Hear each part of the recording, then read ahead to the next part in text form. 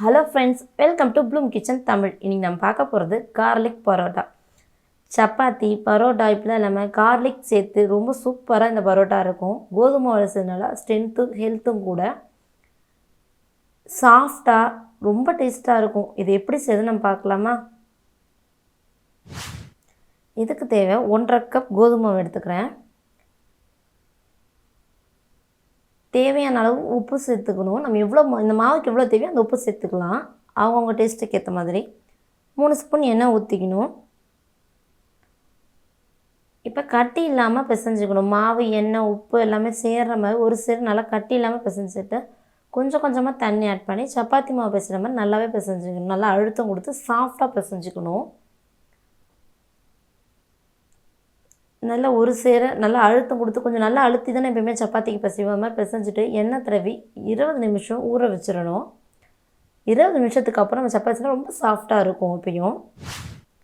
இப்போ அதுக்குள்ளே வைக்கிற கார்லிக் பட்டர் எப்படி செய்யணும் பார்க்கலாம். 4 ஸ்பூன் வெண்ணெய் ரூம் டெம்பரேச்சருக்கு மெல்ட்டானதை எடுத்துக்கணும். பூண்டு 2 ஸ்பூன் துருவின பூண்டு ஒரு 10 பொருள் எடுத்து சீவணும் அப்படின்னா இந்த மாதிரி கிடச்சிரும். இல்லை நசுக்கி எடுத்தாலும் எடுத்துக்கலாம். கொத்தமல்லி இலை கொஞ்சம். இதை நல்லா மிக்ஸ் பண்ணிக்கணும். சில்லி ஃப்ளேக்ஸ் 1 ஸ்பூன் காரத்துக்கு காரம் இருக்கணும் இல்லையா, அது டேஸ்ட்டுக்கு ஏற்ற மாதிரி மாற்றிக்கலாம். இதை நல்லா மிக்ஸ் பண்ணிக்கணும். மிக்ஸ் பண்ணிவிட்டு இப்போ நம்ம எப்படி செஞ்சு பார்க்கலாம். நம்ம சப்பாத்தி பண்ணி வச்சுருக்க மாவு எடுத்து உருண்டை பண்ணி திரட்டி சப்பாத்தி மாதிரி நல்லா தீத்திக்கணும். எவ்வளோ சன்னமாக தீத்த முடியுமோ அவ்வளோ சன்னமாக தீத்திக்கணும். இப்போ நம்ம பண்ணி வச்சுருக்க அந்த கார்லிக் பட்டர் எடுத்து இதுக்குள்ளே அப்ளை பண்ணுறோம். ஃபுல்லாக எல்லா பக்கமும் ஸ்ப்ரெட் பண்ணணும். ஸ்பூன் வச்சு இல்லை கையால் இது மாதிரி ப்ரஷ் எதில் யூஸ் பண்ணி கூட ஃபுல்லாக ஸ்ப்ரெட் பண்ணிக்கலாம். இங்கே பாருங்கள் ஃபுல்லாக எல்லா சப்பாத்தியும் நான் ஸ்ப்ரெட் பண்ணிட்டேன். இப்போ இது எப்படி ஃபோல்ட் பண்ணுறேன்னு பார்க்கலாம்.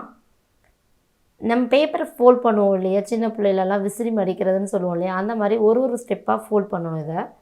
இதை பாருங்கள் அழகாக ஒரு சின்ன சின்ன பெண்டாக கொடுத்து ஃபோல்டு கொடுத்து சின்ன சின்ன ஃபோல்டுஸாக மடிச்சுட்டு வரணும்.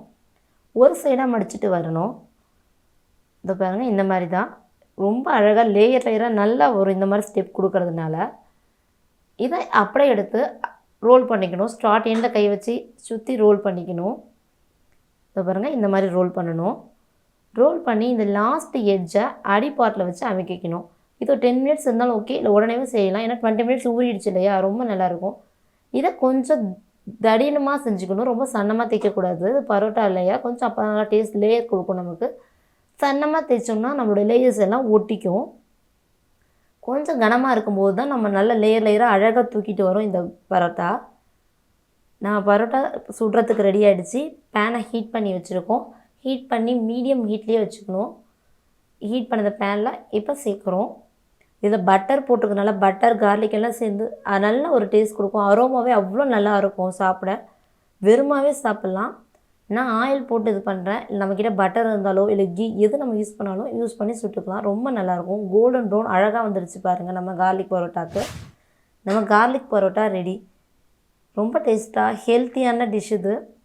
நீங்கள் செஞ்சு பாருங்கள். இந்த ரெசிபி உங்களுக்கு ரொம்ப பிடிச்சிருந்துச்சு அப்படின்னா பூம் கிச்சன் தமிழுக்கு சப்ஸ்கிரைப் பண்ணுங்கள். இங்கே பாருங்கள் எவ்வளோ சாஃப்டாக லேயராக வருதுன்னு, அவ்வளோ நல்லாயிருக்கும். Thanks for watching.